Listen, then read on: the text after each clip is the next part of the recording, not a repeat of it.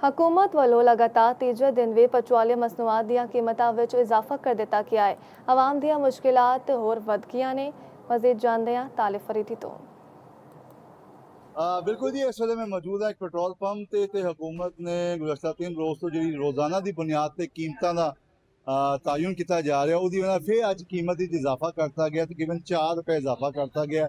तो इस वे 333 रुपए 55 पैसे कितने कितने 334 रुपए फी लीटर जोड़ा तेल पेट्रोल जोड़ा वो मिलता पाया है। आवाम ने इस बारे अपने तहफुजात का गिले शिकवे का इजहार किस तरह किया, आइए तुहानू उन्हां दी जुबानी असीं सुणाने। लै दे के बह गए ने, यकीन करो अल्लाह वाहिद जानदा जे, लै दे के बह गए ने। कोई नहीं, असीं मोढिਆਂ ਤੇ ਚੁੱਕ ਚੁੱਕ ਕੇ ਇਹਨਾਂ ਨੂੰ ਵੋਟ ਦਿੱਤੇ ਨੇ, ਪਰ ਇਹਨਾਂ ਨੇ ਸਾਡੇ ਨਾਲ ਕੁਝ ਨਹੀਂ ਕੀਤਾ। ਇਹਨਾਂ ਨੇ ਇਹ ਕੀਤਾ ਜੇ ਜਿਹੜਾ ਸਾਡੇ ਰੋਟੀ ਵਾਲ ਤੋਂ ਵੀ ਔਖੇ ਹੋ ਗਏ। ਪੈਟਰੋਲ ਰੋਜ਼ ਮਹਿੰਗਾ ਕਰ ਦਿੰਦੇ, ਰੋਜ਼ ਮਹਿੰਗਾ ਕਰ ਦਿੰਦੇ ਨੇ। ਹੁਣ ਗਰੀਬ ਬੰਦੇ ਨੇ ਰੋਜ਼ ਦੀ ਕਮਾਈ ਹੈ ਕਿ ਪੈਟਰੋਲ ਦੇ ਪਿੱਛੇ ਜੇ ਕੀ ਕਰੀਏ ਅਸੀਂ।